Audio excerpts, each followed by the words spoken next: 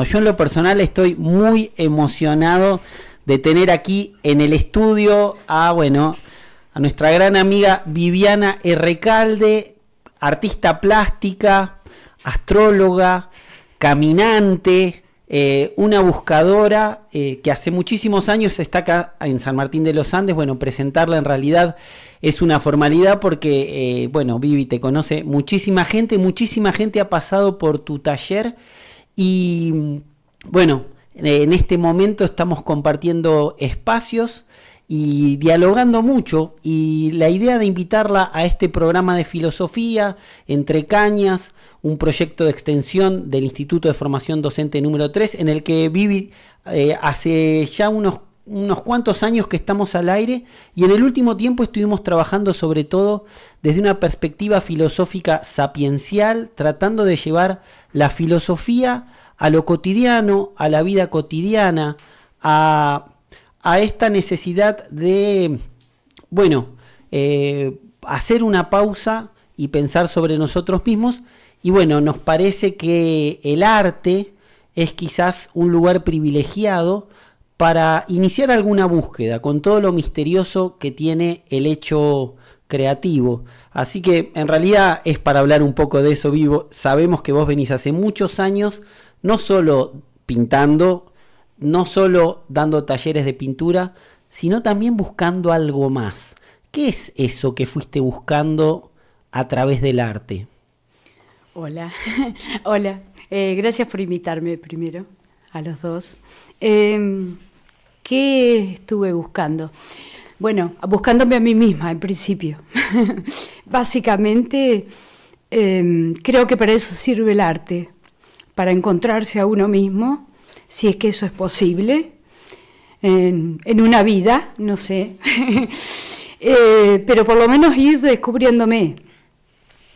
Y digamos que eso es lo que de algún modo yo enseño, ¿no? A partir de haber hecho ese camino, lo que hago es guiar a otros por el mismo camino que yo conozco, nada más que eso. ¿En qué momento? Porque uno es niño, es niña, tiene esa inocencia, no solo, y siempre lo decimos, es naturalmente filósofo porque quiere conocer, quiere preguntar, sino que también es un artista, ¿no? Sí. Los niños y niñas somos todos artistas, creadores, no tenemos ningún tipo de limitante, pintamos, dibujamos, cantamos, bailamos, y luego llega un momento en donde pareciera ser que en la adolescencia hay que tomar una decisión y uno dice, me voy a dedicar a algo, pero profesionalmente, voy a estudiar esto, y a veces uno empieza a estudiar y la academia te lleva por un lugar. En mi caso, en la filosofía, siempre lo dijimos, una filosofía academicista, especializada. Y quizás, vos sos del campo, de Saliqueló, te fuiste a estudiar a La Plata, te fuiste a estudiar pintura, empezaste a aprender técnica, y me imagino todo lo que la academia te enseña. ¿En qué momento te diste cuenta que no era solo eso? Pasó. Porque al principio uno está deslumbrado por eso que va descubriendo a nivel técnico, y como vivimos en una cultura donde lo que realmente se le da valor es a lo que se ve, ¿no? Entonces uno está completamente obnubilado por obtener técnicamente cierto manejo para poder mostrar lo que cree que tiene para decir. Y entonces al principio eso te toma casi, digamos, y uno está muy preocupado por manejarlo bien, hacerlo bien, hacer que vaya, digamos, lo que uno quiere hacer, que salga tal cual lo piensa. Entonces lo que hace es trabajar mucho, probar muchas cosas, y está como completamente metido en eso, hasta que llegás a cierto manejo técnico y después empezás a preguntarte, ¿y ahora qué hago con esto? Te empezás a aburrir. digamos, por decirlo así. O sea, lo que quiero hacer, lo puedo hacer. Entonces, ¿ahora qué? ¿Qué es lo que quiero decir? Y ahí es donde empieza otro camino que no tiene mucho que ver con el anterior, porque en realidad lo que al menos he hecho yo es seguir trabajando y tratando de descubrir qué era lo que estaba diciendo, al revés, ¿no? Y eso lleva como un trabajo interno como muy fuerte, porque estás continuamente preguntándote ¿por qué hice eso? ¿Por qué me gusta tal cosa? ¿Por qué siempre voy por los mismos temas? ¿Por qué? Entonces, ahí es donde empezás a tirar como de un hilito y a desovillar, por decir así, qué es lo que hay adentro tuyo, que no tenés ni idea, en principio. Y cuando te vas descubriendo, sí, te vas encontrando con de todo, ¿no? Y en ese de todo hasta te planteás si la carrera que hiciste, la hiciste porque realmente era tu vocación, o si hay algo más que te determinó para seguir por ahí y no por otro lado. Se juegan tantas cosas a nivel mandato, preconceptos sociales, ¿no? Culturales, en cómo hay que hacer las cosas, a dónde hay que ir, de qué manera mostrarse, que cuando empezás a ver por dónde va, te das cuenta que tenés que empezar casi de nuevo, de cero. Y sí, es un trabajo enorme que no sé cuándo va a acabar. Quizás el tiempo que dure la vida. Seguramente. Y esta paradoja, ¿no? Del artista que en principio es un ser sumamente sensible, que tiene que mantener esa sensibilidad muy a flor de piel y que al mismo tiempo se le exige desde muy temprano que se exponga en demasía, ¿no? Esta idea de, además de tener que tener esta sensibilidad para poder expresarte, tenés que tener la fortaleza de exponerte, porque si no exponés, no tiene sentido lo que haces. Y esa es una discusión en el arte, ¿no? ¿Para qué el artista hace su arte? Sí, es una gran discusión, sí. Además porque hay muchos malos entendidos. De hecho, cuando uno arranca, lo que está buscando es vender, ser reconocido, ser famoso, qué sé yo. Hay tantas cosas que uno piensa que debería hacer, ¿no? Por eso digo que a veces hay tantos mandatos previos a nivel social, cultural, familiar, que uno se pierde un poco. Es no saber muy bien, tener ideas erradas de muchas cosas, en realidad.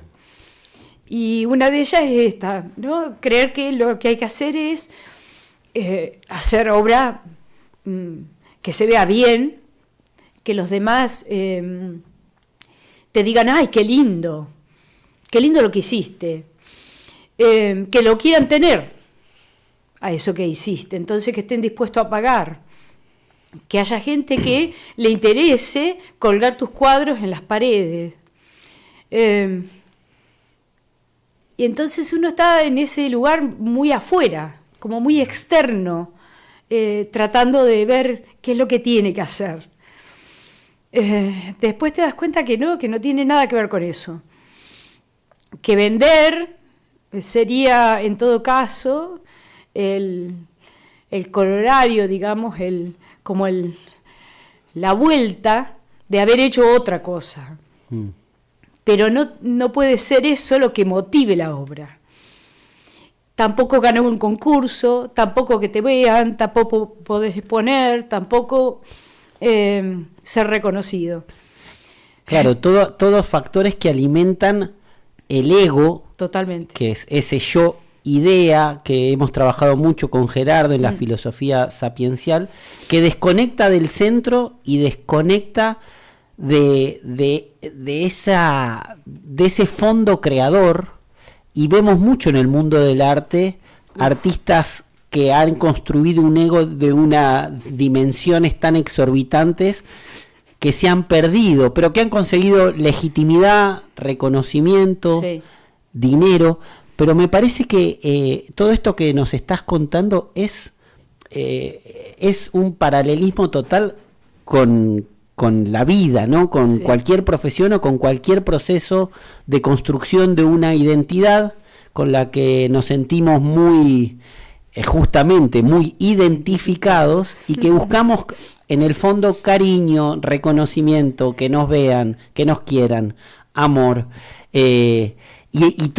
Qué curioso que todo eso es lo que haya que ir deconstruyendo, que haya que dejar a un lado para encontrarse con que uno está en un proceso vital y ahí aparecen cosas. ¿Qué fue lo que fue apareciendo cuando eso pudo aparecer en tu trayecto como artista? Creo que yo empecé a conectarme un poco con quién era a partir de la angustia. Y eso fue en el 2001. Previo a venir a San Martín, nosotros llegamos en enero del 2001 a San Martín, pero los últimos años en La Plata ya se sentía esto mismo que está como ahora pasando otra vez, ¿no? Ese malestar colectivo tan fuerte que te atravesaba y no sabías exactamente por dónde huir, ¿no? Y bueno, supongo que también debe tener que ver con que uno tiene una sensibilidad un poquito más abierta.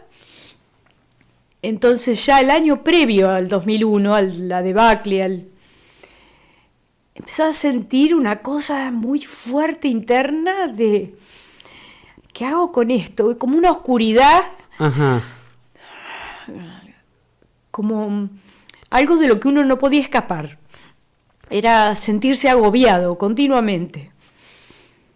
Y ahí decidimos con mis compañeros como tomar algún sueño que veníamos amasando y dijimos, bueno, es ahora o nunca. Y en diciembre del 2000 organizamos todo y en enero del 2001, el 8 de enero del 2001, el 7, estábamos desembarcando en San Martín con nuestros muebles en una casita alquilada a comenzar una nueva vida. Pero todo ese año previo a venirnos, lo que hicimos fue cerrar cosas, y entre ellas yo cerré mi carrera de pintura, haciendo la tesis de pintura. Ajá. Y esa tesis ya fue empezar a conectar con esa tristeza y con ese agobio. Uh-huh. Y empecé a hacer unos personajitos, unas nenitas que estaban paradas en unos cuadros inmensos en el aire, ¿no? Y así era como yo me sentía, ¿no? Y empecé a entender que ponerlo afuera, hacer que ese personaje apareciera en otro lugar, me daba como cierto alivio, ¿no? Poder contárselo a otros, por decirlo así. Como poner afuera, verme ahí, casi como si fuera yo paradita, sin suelo, ¿no? En el aire. Compartir eso me ayudaba a transitarlo, digamos. Así que ahí fue como cuando empecé a entender que tenía que tratarse de otra cosa, que no era solo cómo lo hacía y si quedaba bien, que había otra cosa que me estaba convocando y que yo empezaba como a vislumbrar, digamos. Ese fue como el inicio. Claro, estabas terminando, ¿no? Estabas de alguna manera llegando a ser ya esa artista que vos decidías ser, más allá de lo académico, pero muy simbólico, conectar con estos significados que nosotros como persona tenemos que seguir buscando, y ahí empieza tu tarea como docente, si es que esa palabra cabe, abrir un taller en donde desde hace muchos años no enseñás a pintar, no venís enseñando las técnicas, sino que abrís espacios para otras cosas, desde esta comprensión de que el arte es algo más, y eso es sumamente interesante. ¿Qué es lo que se tiene que habilitar en nosotros para poder aprovechar la pintura, la expresividad, el arte, para intentar dejar salir eso que tenemos que ver, que tenemos que conocer? Eso ¿cómo se puede enseñar? ¿Cómo se puede mostrar? ¿Cómo se acompaña a las personas en este camino, en esta posibilidad? Bueno, es difícil. Sobre todo porque, si bien yo anduve por terrenos enseñé a niños, a adolescentes, a jóvenes, porque también di clases en la facultad. Lo que más me gustaba era enseñar en la facultad, porque era gente que iba perceptiva a desarrollar algo que ya traía. Entonces era como lo más fácil, digamos. Lo más fácil y lo más que daba placer más inmediato, por decirlo así. Porque es el regreso inmediato de lo que el otro va sintiendo y lo que va pidiendo y lo que va necesitando. Pero cuando empecé a trabajar con adultos, me di cuenta que ese era un terreno complicado, porque el adulto cree que ya está, ¿no? Y en realidad lo que encontré es que la mayoría de los adultos estamos perdidos, completamente. Y me encontraba siempre con gente en la calle que me decía: ¡ay, ahora cuando me jubile voy a ir a tu taller! ¿No? Como si el lugar para el arte te lo podés dar cuando te jubilás, ¿no? Y eso a mí me parecía tremendo. Eso por un lado. Y por el otro, esta construcción, ¿no? De nuevo, esta construcción que tenemos de qué es la vida y cómo nos tenemos que manejar en ella, ¿no? Entonces, ¿qué es primero, qué es después, qué es después, qué es después? ¿Y dónde estamos nosotros en esa construcción? ¿Dónde está nuestro placer? ¿Dónde está nuestra conexión con nosotros mismos? Y los adultos somos los más desconectados. Los más desconectados. Me parece que era como la edad que más necesidad tenía realmente del arte. Una edad en donde además dejamos de pintar porque sí. Dejamos de dibujar, dejamos de necesitar tener colores, fibras. Y cuando vamos a un taller de arte es porque sentimos que queremos aprender a pintar bien, por ejemplo. Exacto. O todo ese tipo de cosas. Entonces la gente aparece con sus óleos, ¿no? Porque pintar significa usar óleo. Claro. Porque el óleo es la pintura.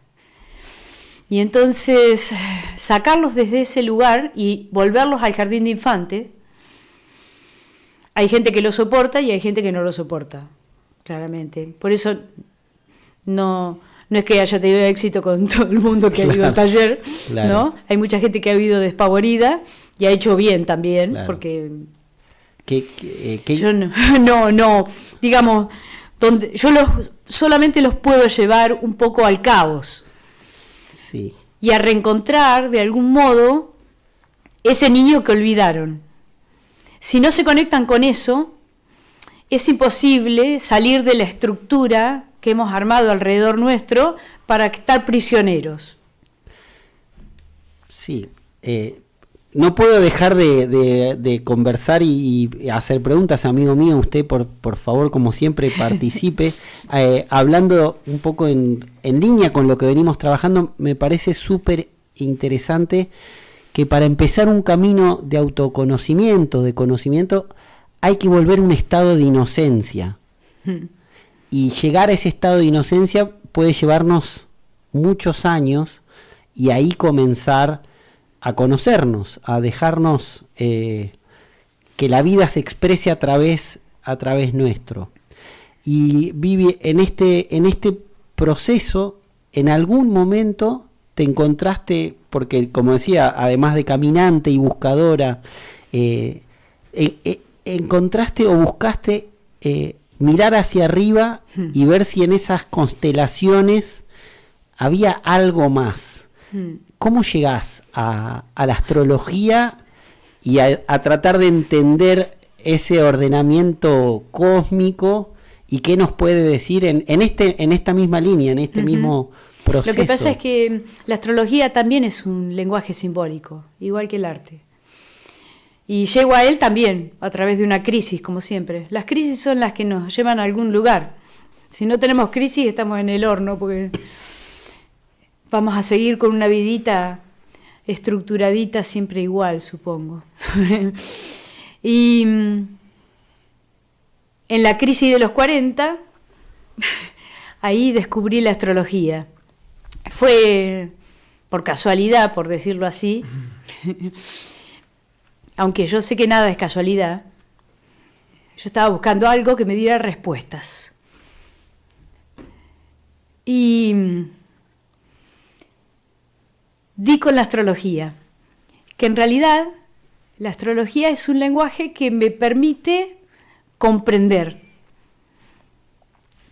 el mundo, comprender la vida, comprender la esencia de lo que soy, ¿no?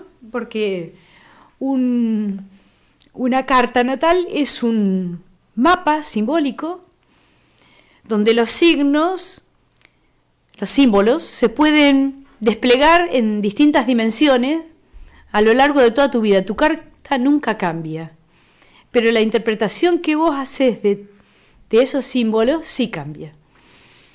¿Qué podés ver vos de vos mismo? Se va desplegando con tu crecimiento. Entonces, ahí me voló la cabeza la astrología, fue así, tranquilamente. Es como poder comprender por qué yo estoy viviendo esto que estoy viviendo ahora. Y por qué me pega del modo que me pega, digamos, ¿no? Como el cielo sigue continuamente moviéndose, los símbolos van encastrándose con nuestro propio mapa y entonces van produciendo crisis, movimientos, y yo puedo llenarme de miedo y quedarme atracada y dura hasta que la vida me lleve puesta, o puedo ayudar a ese despliegue. Y me parece que esa es la comprensión que me da la astrología, que me encanta, y me encanta usarla también con las personas, con el mismo trabajo artístico, para ayudar a cada uno a encontrar como el canal cuál es su mejor manera de expresar eso que tiene para decir. La astrología la verdad es fantástica, a mí me cambió la vida. Bien, estamos un poco sobre la hora ya, a la media hora más o menos hacemos una pausa musical. Me gustaría quizá al regreso hacer algunas preguntas. Estuve escuchando muy atentamente este diálogo y veía muchas cosas muy parecidas a lo que experimentamos con la filosofía, ¿no? Tomo nota del tema de la angustia, ¿no? Quería preguntarte un poco por ese lado también. Quizá arrancar preguntando simplemente qué es el arte Uf. ¿no? ¿Qué es el arte? El arte yo creo que es un despliegue simbólico, expresivo, propio del ser humano, que tiene en cuenta la belleza no como concepto, ¿no? Por decirlo así, sino como esa chispa que nos sensibiliza y nos conmueve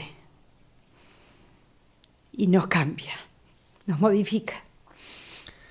¿Y en qué momento entonces una obra producida es una obra de arte? Cuando conmueve a alguien. Cuando conmueve a alguien. Ahí Sí. se da la obra como obra de arte. Ujú. Por lo tanto, hay una participación del espectador. Totalmente. Si no, no hay obra de arte. No hay obra de arte. Si no hay alguien que lo ve, no hay alguien que se conmueve. Ujú. Por eso es que el artista debe exponer, no para que le soben el lomo, como quien diría, ¿no? Y engrandezcan su ego y venda cuadros, sino para que esa obra produzca algo en alguien. Entonces esa obra tiene sentido. Al menos para mí.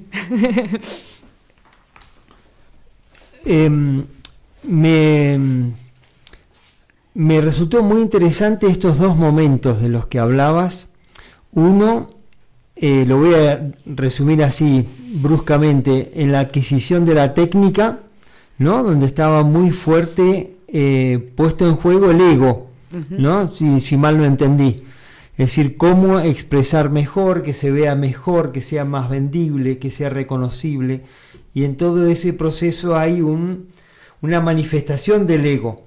Luego, una suerte de crisis que invierte la situación, ya sabiendo hacer las cosas, ya sabiendo obrar en la obra, ¿qué es lo que empieza a aparecer ahí? Y ahí mencionaste el tema de la angustia, que a mí me llamó muchísimo la atención, que tiene que ver con la angustia y la angostura, y también esto de parir, ¿no? Y con lo que mencionaba Lucas respecto a tu tarea docente, me da la impresión como que enseñar a pintar en Viviana Recalde es enseñar a parir a cada uno. Creo que sí, sí. Lo decís muy bien, sí, me parece que sí. Me parece que es yo creo que las obras se gestan. Realmente, como eso, es como un parto, ¿sí? Uh-huh. Y siempre solemos utilizar esa metáfora con la gente con la que guío, digamos, de que hay momentos como en una gestación que no son bonitos. Claro. ¿No? Que uno tiene miedo, que uno se angustia, que no sabe qué hacer, ¿no? Que pasan todas esas cosas tan humanas, ¿no? Momentos en que tocas el cielo, que te parece que es lo mejor del planeta, qué maravilla lo que hice, y verlo al otro día y decir, hay nada que ver, esto es espantoso, ¿no? Todas estas idas y vueltas emocionales son parte de una gestación. Buscar un camino, no encontrarlo, buscar otro. Es como cuando una madre está esperando un bebé y está imaginando cómo va a ser, ¿no? Generalmente cuando termina saliendo no tiene nada que ver con lo que pensó. Claro. Y la obra pasa un poco igual, porque uno cree saber a dónde va, pero uno no sabe a dónde está yendo hasta que la obra no está ahí. Y es la obra a veces la que nos dice a dónde ir, más que nosotros saber a dónde vamos. Es como al revés. Es estar perceptivo a aquello que nos va diciendo y seguirla. Ahí hay como, claro, no me dice lo que soy desde el ego, sino que está apuntando a otro lado, ¿no? Que engancha un poco con lo que decías de la astrología, que decías que te dice la esencia de lo que uno es, ¿no? Esa esencia entonces casi desconocida es despertada por esa obra de arte que uno produce. Sí, en cierta forma. Despertada y construida quizá también. Sí, igual uno ve solo lo que puede ver, Uh-huh. ¿no? En la astrología es igual. Ajá. Uno ve de su propio mapa lo que puede ver, lo que su estado de conciencia le permite. Claro. A medida que uno va creciendo, por eso digo, eso mismo que vio de una manera, después ve que se despliega en otra, ve otra dimensión de lo mismo. Uh-huh. Digamos que las explicaciones, por eso es que es un despliegue. Uno va viendo a medida que va creciendo.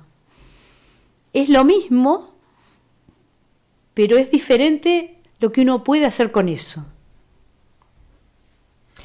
Ahora voy a preguntar algo que quizá sea extremadamente obvio, pero quizá algún oyente o alguna oyente comparta esta pregunta también, que es, ¿qué pasa cuando me encuentro con una obra de arte, una escultura, una pintura, lo que sea, y de pronto me conmueve hasta el llanto? ¿Sí? Uh-huh. Me ha ocurrido, no una vez, varias veces.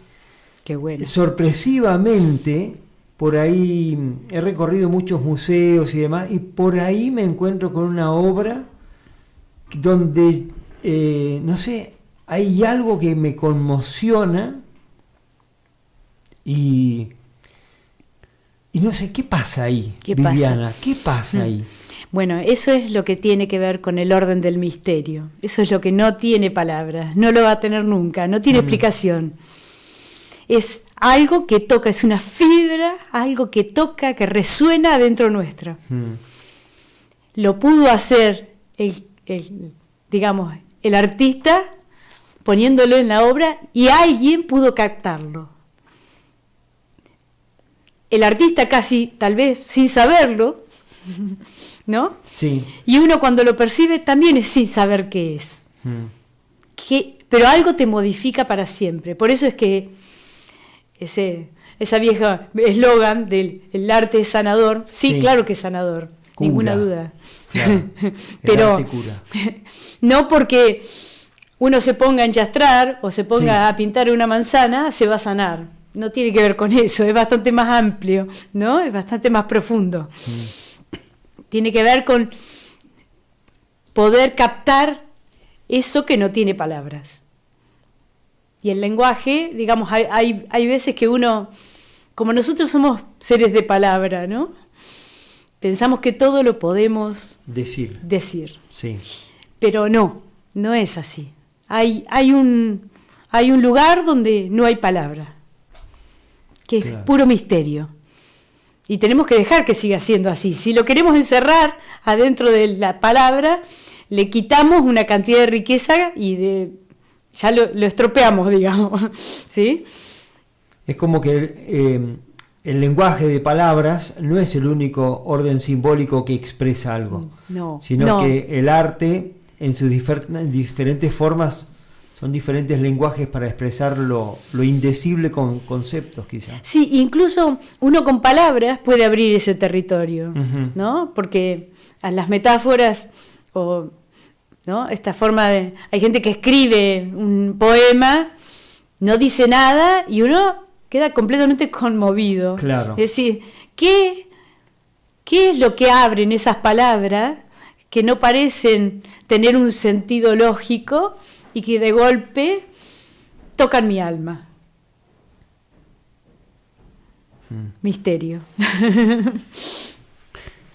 Bien, bueno, acá Vivi están muchos mensajes, no es tan usual en Entre Cañas, pero por ejemplo Caro Montes dice, qué maravilla esa mujer, abrazos grandes a Vivi. Milo Levang dice, va a quedar grabado porque tengo cosas que hacer y quiero seguir escuchando una grosa Errecalde. Y bueno, muchas personas escuchando este ordenamiento de palabras y con diferentes comprensiones desde una noción por la que quería preguntarte, también muy dificultosa, que es la belleza. Eso que quizás es la palabra que encontramos para hablar de una conmoción muy sentida, y que le dimos el nombre, la belleza. ¿Has podido dilucidar o estás intentando investigar qué sería aquello a lo que podemos dar el nombre de belleza? Es como una resonancia, diría yo. Es algo que percibimos sensiblemente, pero la han tratado de definir, ¿no? No voy a ponerme a definirla. Yo lo que digo es lo que yo siento. Y para mí es algo que me toca profundamente y me modifica. Modifica mi ser. En algún lugar yo ya no soy la misma a partir de esa conmoción. Para mí eso es la belleza. Y esa belleza la puede despertar algo de lo que comúnmente llamamos bello, pero también lo puede despertar algo terrible, digamos, ¿no? Algo incluso horrible, ¿sí? No tiene que ver con lo lindo, Claro. ¿no? Sino con otra cosa, es mucho más sutil. Y todos podemos captarla. Lo único que tenemos que tener es como estar disponibles Sí. a eso, tener una sensibilidad abierta para poder captarlo. Por eso es que hay gente que se conmueve con una obra y viene otro detrás y dice, ah, horrible, espantoso, ¿quién habrá hecho esa porquería? Bueno, ahí tiene que haber una disponibilidad. Si no hay una disponibilidad, pero eso mismo pasa en cualquier cosa de la vida, digamos, ¿no? Hoy me hablaba justo una de mis alumnas de una película que ahora japonesa, que parece así como muy... que los japoneses tienen esa cosa, la mirada oriental es transformar en arte la vida. ¿Qué es eso?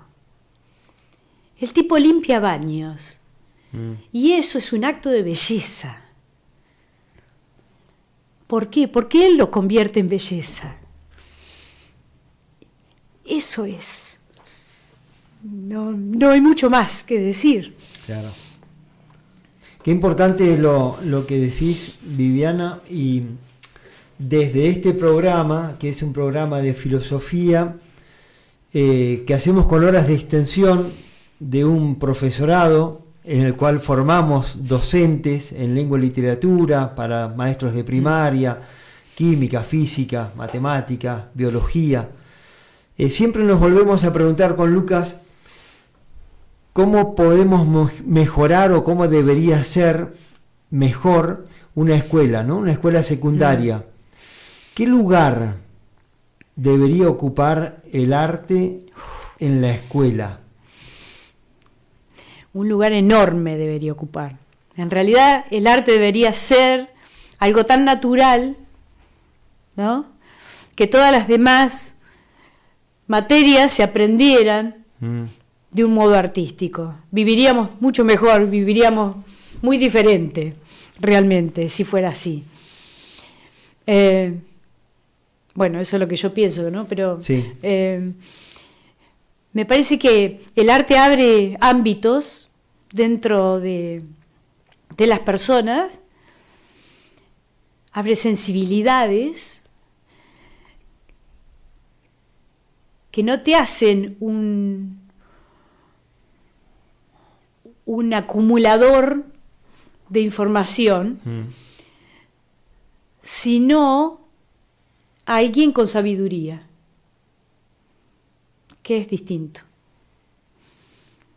¿no? Porque te contacta con algo que es profundamente humano. Claro. Y nos hemos convertido, al menos esa educación recibí yo, en cabeza con patas, ¿no? Todo pasa por el cerebro, todo pasa por una cosa racional, todo tiene que cerrar, todo tiene que tener una explicación, un fundamento, una lógica, y si no encuadrás dentro de esa forma, quedás fuera del sistema. Con un grupo de filósofos y artistas tenemos algo así como...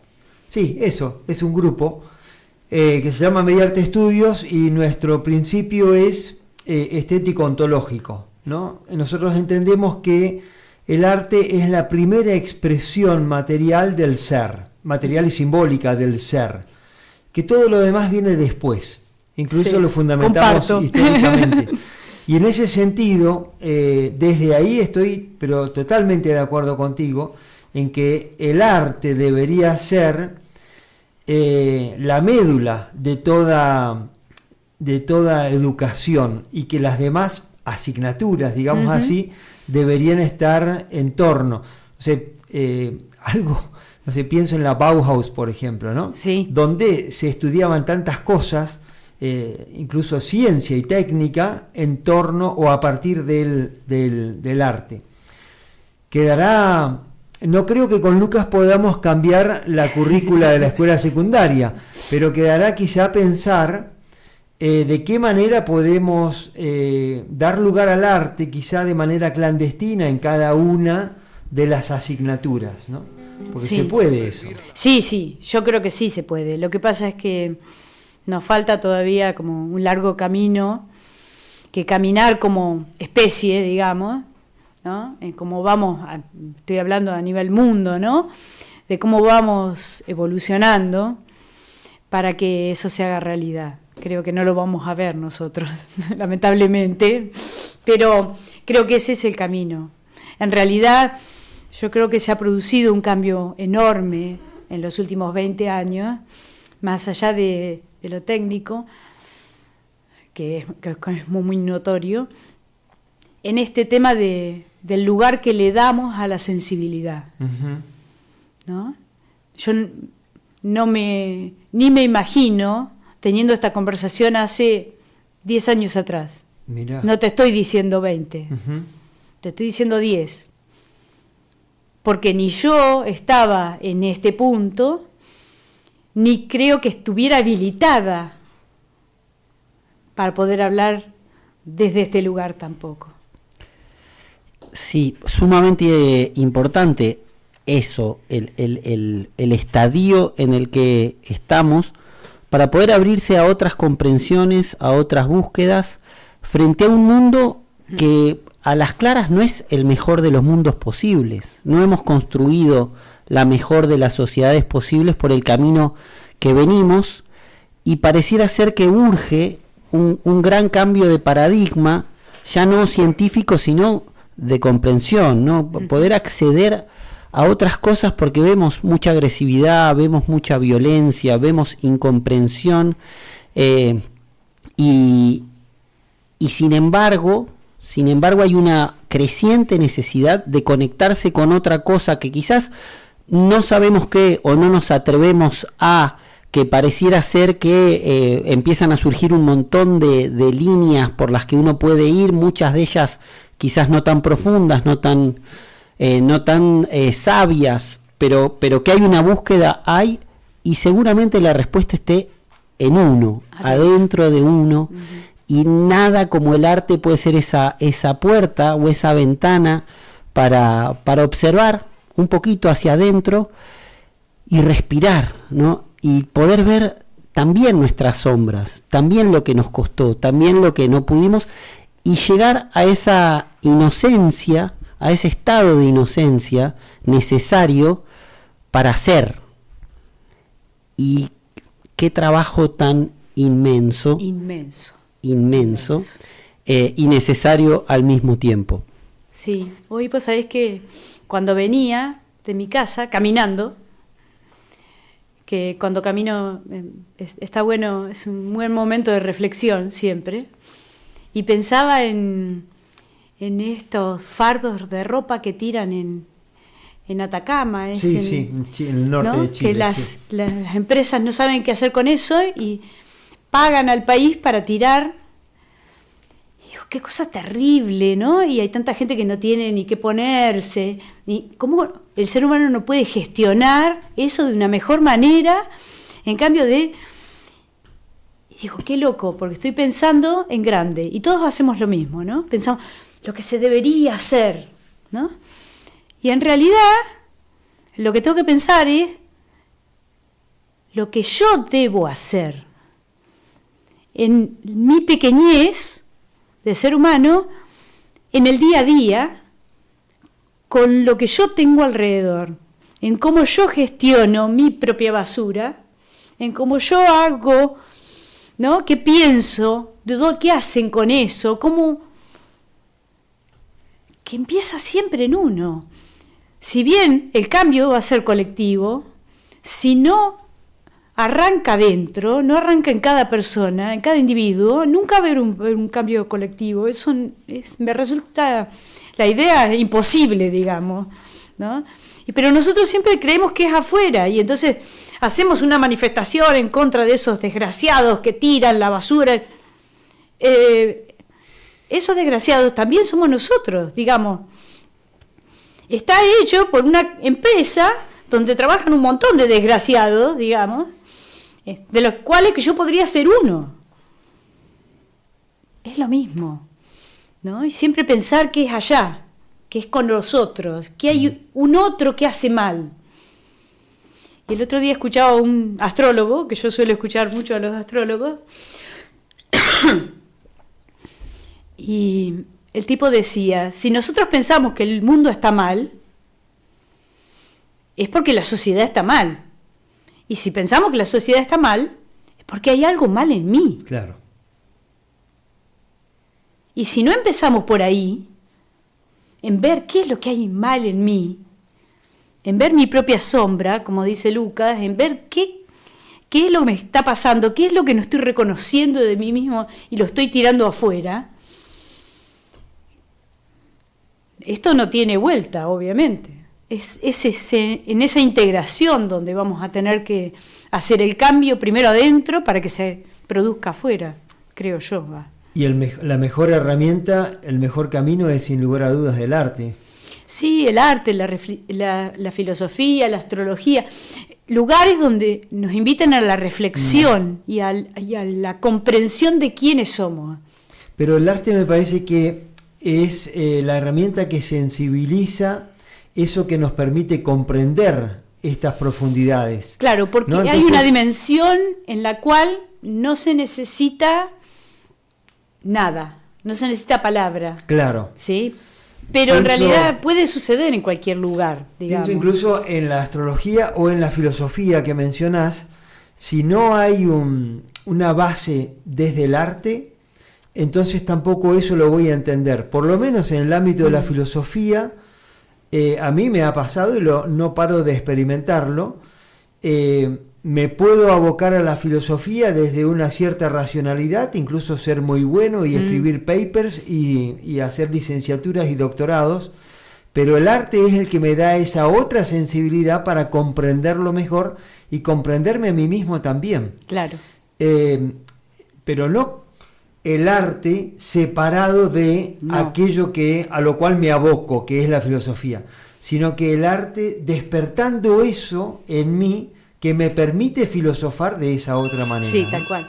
Además, el arte debería ser, digamos, una tan, ¿cómo decirlo?, tan natural para mí como comer, dormir, bañarme, o sea, claro. Debería ser parte de lo que yo hago, ¿sí?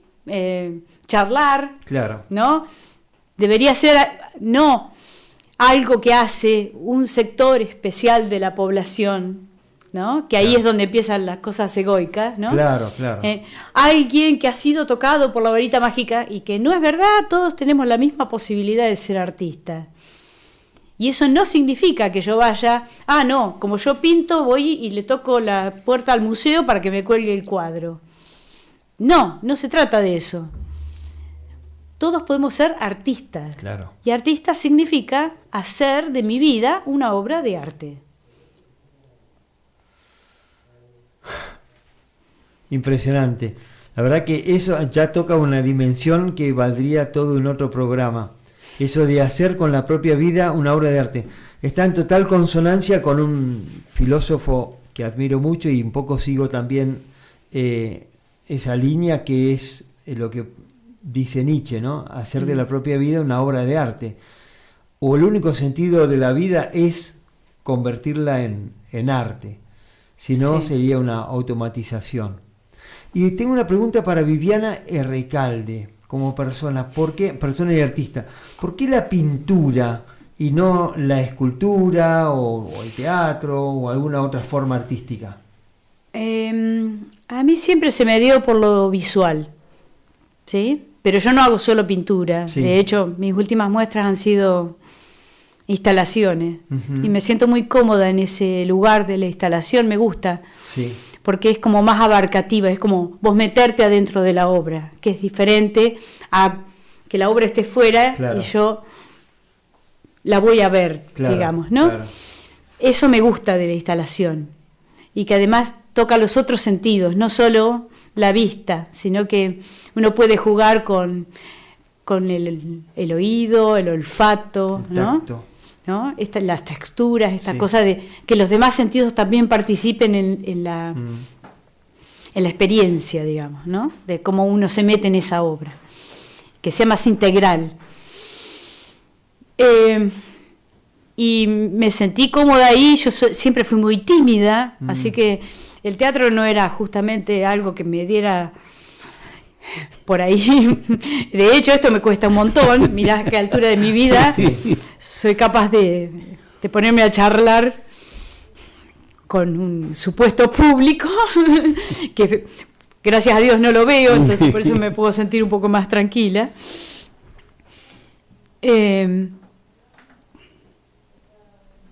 La música, no sé, nunca... es a lo que yo tuve acceso, supongo, ajá, desde chica, ajá, ¿no? Esta cosa de qué tiene uno más a mano. Y como decía Lucas, yo vivía en el campo, tengo 3 hermanos varones, uh-huh, ¿no?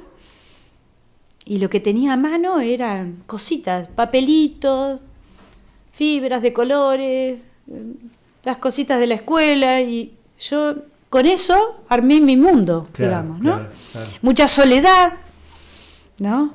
Al no tener pares, claro, jugaba con mis hermanos, pero nada, sí, esto de ser varones y chicas ya en un momento deja de funcionar juntos, y ellos andaban por su vida y yo andaba por otro lado, y entonces me metí ahí y desarrollé eso. Lo visual siempre igual ha sido algo que me ha llamado mucho la atención. Y he tenido ahí algunos familiares que, si bien tenían alguna apertura al arte, no lo consideraban arte, sino claro, como algo que hacían por hobby, claro, que les divertía, ¿no?